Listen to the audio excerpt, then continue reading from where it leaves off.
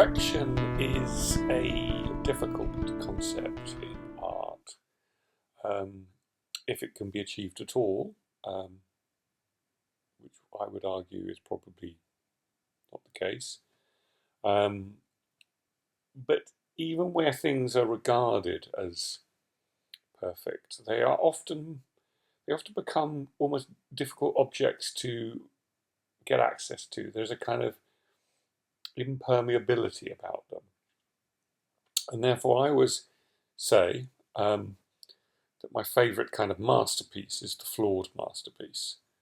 Um, and why is that? Well, A, because I think art has to be fundamentally human, and therefore, as a mirror to our humanity, it will be flawed, as we are flawed human beings, or as human beings, we are flawed.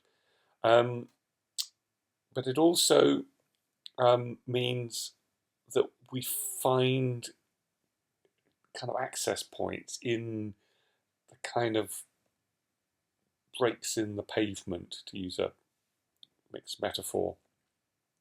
Um, and so, I often think that, and I think I've said this before, but if people say that Anna Karenina is Tolstoy's most perfect novel, then I would say War and Peace is a greater novel, but it is a flawed masterpiece. The same with Dostoevsky. I don't know why we're going to the Russians, because I was having this argument the other day, I think.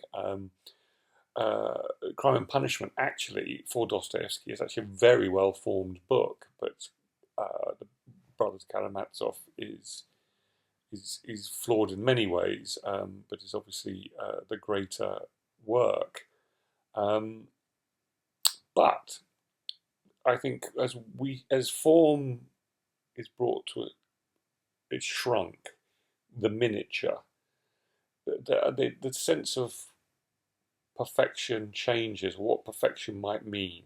So when a form is smaller, we can get there and appreciate that more. And I want to talk about this book here, which is called A Month in the Country by J.L. Carr, which you see is very small. It is a short novel, novella, novelette, or whatever it is, under 100 pages. And it is without flaw. It was recommended to me by my friend Jimmy Tookes, and I, quite frankly, I'd never heard of it, and he is half my age. Um, it is about. It is so beautifully simple. It's set just after the First World War.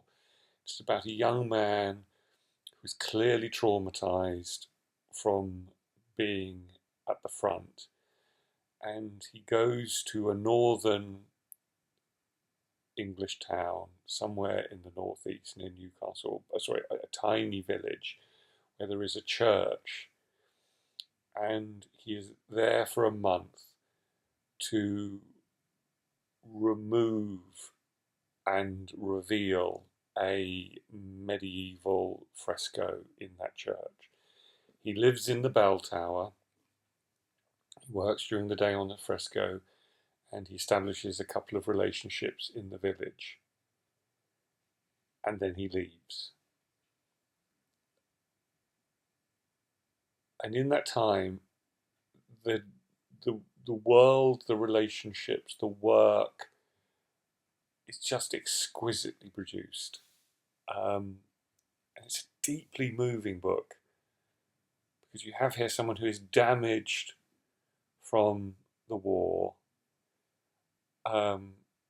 It's finding himself in the solitude of work, revealing a hidden masterpiece, inch by inch, taking off the grimes, some whitewash,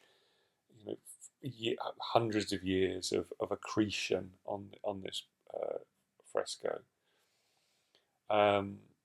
He meets another man who's also from the war, who's damaged, who's living in a tent at the bottom of a field, There is, of course, a beautiful vicar's wife,